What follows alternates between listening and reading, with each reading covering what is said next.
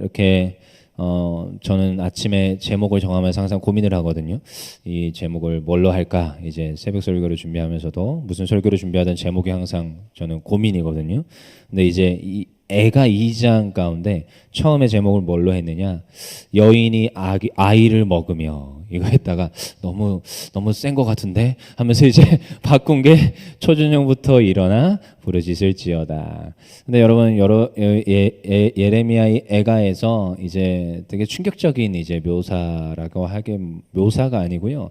사실을 이제 말하고 있는 거예요. 우리가 한번 읽어볼까요? 20절이었죠. 아까 읽었는데 20절에 뭐라고 써 있어요? 시작. 여호와여 보시옵소서 주께서 누구에게 이같이 행하셨는지 여인들이 어찌 자기 열매 곧 그들이 낳은 아이들을 먹어오며 제사장들과 선지자들이 어찌 주의 성소에서 죽임을 당하오리까.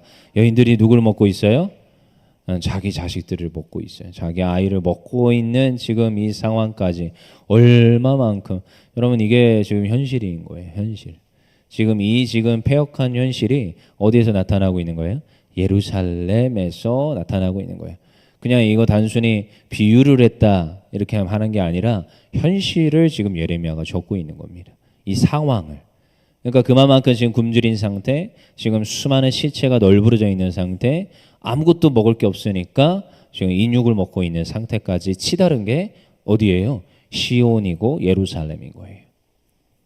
이 지금 패역한 상태를 누가 보고 있느냐? 예레미야가 두 눈으로 다 보고 있는 겁니다. 여러분 우리가 참 우리 시대 가운데 분별할 눈이 필요하고 우리 그리스도인으로서 대처해야 될 모습들이 필요합니다. 뭐 저도 강단에서 정치 이야기 절대 안 하는데 여러분 저도 참 감사한 것이 앞에 섬겼던 많은 목사님들이 계신데 네 분이거든요. 지금 섬기는 목사님까지 담임 목사님이 네 번째예요. 네 번째. 근데 다행히 모든 목사님들이 항상 어떤 정치적 입장들이 없으셨어요. 그래서 뭘 해야 된다? 기도해야 된다라고 하셨어요. 근데 이제 때로는 저도 젊은이인지라 제 주변에 있는 과격한 이들도 있습니다. 그리스도인이 나아가서 뭐 해야지 뭐 이런 친구들도 있더라고요. 그러면 저는 바로 차단을 합니다. 차단. 절로 가. 근데 저희가 이 시대 가운데 해야 될 것은 여러분 부르짖어 기도하는 것이고 세워진 위정자가 잘하든 못하든 여러분 하나님 앞에 하나님 세워주신 그 질서의 권능 가운데 하나님 앞에 부르짖어야 되는 게 저희들의 태도예요. 그래서 우리가 코로나 때 얼마나 많은 뭐 핍박 아닌 핍박을 받았습니까? 뭐 예배당에 방송 인원과 예배 위원들만 들어와라 라고 압제했을 때 저 하나님 앞에 예배당에 가서 많이 울었거든요. 하나님 이 시대가 이렇게 악합니다. 물론 코로나 질병 가운데 다른 이웃에게 질병을 전파하지 않기 위해서 애쓰는 건 필요하지만 예배를 이렇게 강제적으로 막는다고요? 제가 얼마나 그 젊은 혈기에 제가 젊어요 되게 얼마나 제가 젊은 혈기에 하나님 앞에 울분을 토했던지요. 하나님 이 시대가 이렇게 악합니다. 결국 이렇게 예배를 못 드리게 하는 지경까지 왔습니다. 저 위정자들을 근데 제가 그렇게 하는 게 아니라 하나님 앞에 부르짖는 거예요. 나가서 부르짖는 게 아니고 나가서 뭐 시위하는 게 아니고 여러분 이 시대 가운데 우리 그리스도인들이 하나님의 말씀을 근거하여서 바른 행동과 바른 어떤 견지가 필요한 줄 믿습니다. 우리가 뭐 예레미야가 이 상황을 봐요. 어떤 상황이요? 지금 아이를 먹는 여인이 아이를 먹는 이 상황. 그리고 20절 끝에 가보면 뭐라고 써 있어요? 제사장들과 선지자들이 어찌 주의 성소에서 죽임을 당합니까? 지금 제사장들과 선지자들이 어디서 죽어요? 하나님의 섬기는 하나님의 성소에서 죽임을 당해요. 뭐 이거에 대해서도 몇 가지 해석이 있겠지만 여러분 저는 제사장들과 이 선지자들이 이들이 하나님의 말씀을 전하며 그 가운데 죽음 당하기를 결단했다라는 거예요. 저는 이렇게 해석합니다. 그들이 패역하고 그들이 말씀대로 살지 못해서 벌 받았다. 뭐 이 정도로 끝나는 것이 아니라 그들이 하나님 말씀 가운데 있었고 그들이 끌려가기를 거부했고 하나님 말씀 앞에 있기 위하여서 그들은 그냥 성소에서 죽음을 택하는 거예요. 그래서 제가 코로나 때 섬기던 목사님은 그냥 예배 드리다가 죽자 이러셨어요. 물론 막 뭐 300명, 400명씩 와가지고 예배드리다 이게 아니라 주변에서 각 소그룹에서 흩어져서 예배드리자. 방송 다 틀어줄게요 하면서 어쨌든 간에 교회 소그룹실 다 나와가지고 예배드릴 수 있도록 권면하고 애써서 같이 예배했던 기억이 있어요. 근데 그때 세워준 질서, 그렇죠? 그러니까 어떤 법이 그 공간 안에서 20명이 예배 드리는 거라면 한 공간에서 예배 드리는 거라면 다른 공간에서 예배 드리자. 근데 이게 만약에 이게 적발이 됐을 때 법적인 책임을 져야 된다면 책임지자. 그게 하나님 세워주신 지도자에게 순종하는 거다. 그리고 벌 받는 것도 순종하는 거다. 이렇게 하시면서 예배를 다 드렸거든요. 근데 저에겐 그때 권한이 없었기 때문에 예배를 열심히 드렸습니다. 저도 저희가 이렇게 주어지는 것 같은데, 근데 이제 그러면서도 저는 여러 가지 생각을 했던 것 같아요. 아, 지도자들을 위하여서 우리가 힐난하고 비난하는 것이 아니라 우리 나름대로의 신앙의 태도를 견지하며 그 지도자들이 세워준 어떤 율법과 어떤 규례들을 잘 따르면서 그 가운데서 하나님께 부르짖는 우리의 태도가 필요하구나. 여러 가지를 생각했거든요. 우리가 옛날에도 우리 신사참배 그때도 그것을 그냥 순응함으로 그냥 나는 절하고 그냥 교회를 지키겠습니다 이런 분들이 있었고, 저는 이거는 못 지키겠습니다 하고 목에 칼이 들어왔을 때 그냥 죽음을 선택한 목사님들이 있습니다. 근데 지금에 와서 이제 평가되죠. 그때 죽음을 택하였던 그들, 제대로 된 신앙을 했다고 이제 평가가 됩니다. 그때 신사참배에 동참하고 물론 교회는 지켰고 예배는 지켰을지라도 지금에 와서는 썩 좋지 않은 평가를 받게 됩니다. 우리는 잘 생각해야 됩니다. 앞서 세워진 질서의 가운데 그 지도자들에게 어떻게 순종하며 우리의 신앙을 어떻게 잘 유지하고 이겨낼 것인가. 여러분 그냥 여러 가지가 있다라는 거예요. 무조건 순종해라 이 말이 아닌 거예요. 잘 알아들으셔야 됩니다. 어디 가서 권현세 목사 이렇게 말하더라 하면서 고자질하고 다니라는 말이 아니라 잘 하셔야 된다는 거예요. 신사참배 분명히 잘못됐어요. 근데 코로나 가운데 예배드리기를 결단하였고 그 예배드림으로 또 법적인 또 책임을 물었던 이들 여러 가지가 있다라는 거예요.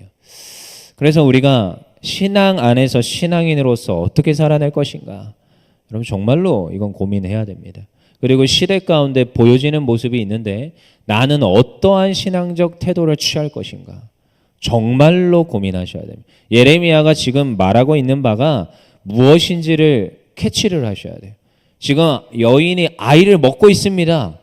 이 지금 어마어마한 이 상황 앞에 예레미야가 무엇을 말하고자 하는지, 제사장들과 선지자들이 성소에서 죽임당하고 있는데 하나님이 도와주실 법도 한데 그냥 그 자리에서 죽임을 당하기를 결단하는 이 상황 앞에서 예레미야가 무엇을 말하고 싶은지, 여러분 앞으로 어쩌면 동성애가 통과될 것 같습니다. 저는 그렇게 봅니다. 전 많은 목사님들과 이야기할 때 이걸 우리가 막을 수 있을까? 막아야죠. 기도해야죠. 우리가 뭐 나가서 모여야죠. 뭐 여러 가지로 말하고 피켓 시위도 해야 된다. 전 한 번도 나간 적 없지만 그렇지만 언젠가 통과될 거라고 보여집니다. 왜요? 세계가 그렇게 가고 있어요. 그리고 아래로부터 위로 올라오고 있습니다. 이미 수없이 많은 세칙들은 많이 바뀌었어요. 여러분 그거 아십니까? 이제 아르바이트를 고용을 할 때도 공고를 내야 되는데 공고 가운데 나이를 특정하면 안 됩니다. 성별도 특정하면 안 됩니다. 남자 원합니다. 안 돼요. 여러분 그것도 차별이에요. 차별. 그래서 실제로 요즘 잘 보십시오. 남자 알바 구합니다. 이렇게 안 써 있어요. 몇 세에서 몇 세까지 구합니다. 이것도 안 써 있어요. 이것도 차별이라는 거예요. 그래서 이미 그런 게 다 세칙으로 돼 있고 500만 원 이상의 뭐 세금을 묻니다. 이미 이 시대가 계속 변하고 있습니다. 그래서 아래로부터 위로 계속 바꾸고 있어요. 이건 여러분 모르게 진행하고 있는 거예요. 아무도 모르게. 왜요? 헌법 바꾸려니까 못 바꾸게 막 들고 일어나니까 아래부터 바꾸러 가는 거예요. 그러면 지금 다른 세계들은, 다른 나라들은 이미 그렇게 다 통과됐습니다.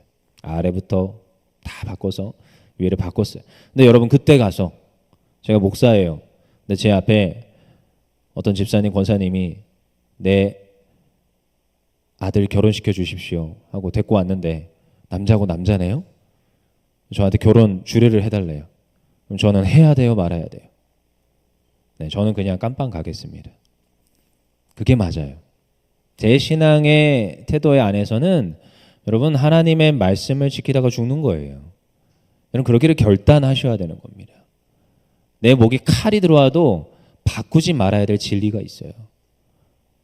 법을 지켜야 되는 거 맞죠? 하지만 내가 지켜야 될 법이 있어요. 무엇이 진짜 법인지는 잘 생각해 보셔야 됩니다. 근데 이런 상황 가운데 예레미야가 지금 무엇으로 호소하고 있는지를 여러분 캐치를 하셔야 돼요. 21절입니다. 읽어보겠습니다. 시작. 늙은이와 젊은이가 다 길바닥에 엎드려져 싸우며 내 처녀들과 내 청년들이 칼에 쓰러졌나이다. 주께서 주의 진노의 날에 죽이시되 긍휼히 여기지 아니하시고 도륙케 하셨나이다. 누가 도륙을 하셨어요? 주님께서 도륙하시는 거예요. 예레미야가 이거를 파악을 해요. 정확히 알아요. 여러분 시대 가운데 여러분 하나님 침묵하시고 하나님 벌 주시는 때도 있어요. 여러분 잘 분별하셔야 됩니다. 그 모든 역사의 통치는 하나님께서 하고 계신 줄 믿습니다. 저는 확신합니다. 위정자들을 누가 세우시는지 아십니까? 하나님이 세우십니다. 저는 정말 감사하게도 제가 이때까지 섬긴 많은 목사님들은 항상 이렇게 말씀하셨거든요. 전 근데 그 말에 전적으로 동의합니다. 칼빈도 그랬고요. 그리고 우리가 알고 있는 루터도 그랬고요. 수많은 종교개혁자들도 그렇게 말했습니다. 세워진 지도자는 반드시 하나님이 세우시는 것이다. 여러분 히스토리, 역사라고 하지요. 영어로 히스토리라고 하거든요. 근데 히스가 뭐냐? 히스. 그리고 스토리는 뭐냐? 이야기라는 뜻입니다. 그러면 히스 스토리가 무슨 뜻인지 알아요? 여러분 세계의 역사를 영어로 이렇게 말하는데 히스 스토리라 말하는데 그의 역사라고 합니다. 그는 누굽니까? 예수 그리스도입니다. 우리의 모든 2025년도로 살아가지요. 2025년도는 누구로부터 시작된 지금 주력이에요? 예수 그리스도부터 시작된 주력이. 예수 그리스도 오시고 나서부터의 모든 일정이 2025년도라는 거예요. 여러분 세계 역사를 누가 주관하시느냐? 하나님 주장하시는 거예요. 여러분 성경을 보아도 그렇습니다. 하나님 천지를 창조하시고 지금까지 인도하시는 하나님, 그리고 예루살렘 가운데 시온 가운데 이 멸망이 있어요. 멸망 누가 있다고 이미 말했어요? 수많은 선지자들이 이와 같이 말을 했습니다. 너희에게 멸망이 있을 거야. 너희의 그 성이, 너희가 말하는 예루살렘 시온 성이 결국 무너질 거야. 이걸 수없이 말했습니다. 그리고 그대로 시행이 되는 거예요. 근데 누가 죽어나가요? 청년들이 죽어나가요. 젊은이가 죽어나가요. 늙은이가 죽어나가요. 처녀들, 그 모든 이가 다 죽어나가는 거예요. 누구의 날이에요? 주의 진노의 날이에요. 주님의 진노의 날이 있다라는 거예요. 저는 그걸 보면서 우리는 어떤 태도를 취해야 됩니까? 하나님의 날이라는 것을 분명히 인지해야 됩니다. 여러분 요즘 계속 멸망과 어떤 심판의 날에 대한 수많은 설교들이 쏟아져 내리고 있습니다. 여러분 그 가운데서 우리가 분별해야 돼요. 아, 지금이 마지막 때로구나. 마지막 때죠. 근데요, 무엇을 해야 되느냐? 자, 그 다음에 22절 읽고 22절 시작. 주께서 내 두려운 일들을 사방에서 부르시기를 절기 때 무리를 부름같이 하셨나이다. 여호와께서 진노하시는 날에 피하거나 남은 자가 없나이다. 내가 낳아 기르는 아이들을 내 원수가 다 멸하였나이다. 여러분 이 지금 상황 가운데 처했다는 거예요. 근데 이 상황까지 우리가 무엇을 해야 되느냐? 18절입니다. 읽어보겠습니다. 18절 시작. 그들의 마음이 주를 향하여 부르짖기를 딸 시온의 성벽아 너는 밤낮으로 눈물을 강처럼 흘릴지어다. 스스로 쥐지 말고 내 눈동자를 쉬게 하지 말지어다. 뭐 하래요? 울부짖으며 기도하라는 거예요.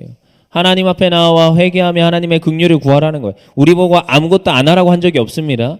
근데요 이렇게 말했어요. 나가서 또 시위하라고 한 적도 없습니다.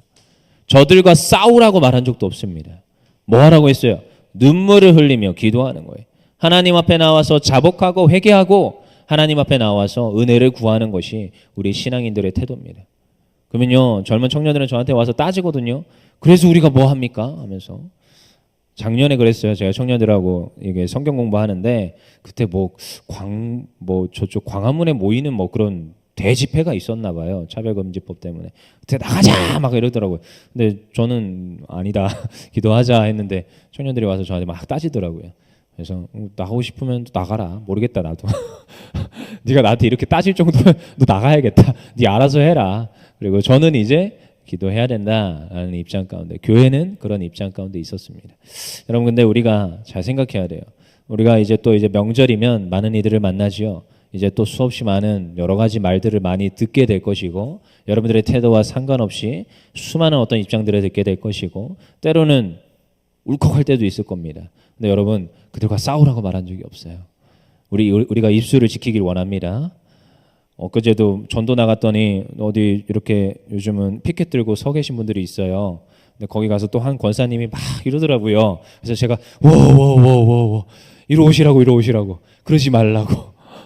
여러분 그러라는 적이 없어요. 성경 어디에 그렇게 써 있습니까? 우리가 오히려 피해야 되고 우리가 오히려 말 썩는 게 아니고요. 뒤에 가서 우리가 기도해야 되고 물론 때로는 돌아왔을 때 그들을 잘 갱생하고 주의 말씀으로 가르칠 필요도 있지만 여러분 우리가 나가서 싸우고 부딪히고 우리의 입으로 죄를 범하라고 말한 적은 없습니다. 성경에 그렇게 써 있는 거 한번 찾아와 보세요. 어디에 그렇게 써 있는지. 그래서 18절에 눈물로 강처럼 쉬지 말고 부르짖어야 되는 우리의 의무가 있을 줄 믿습니다. 19절입니다. 읽어보겠습니다. 시작.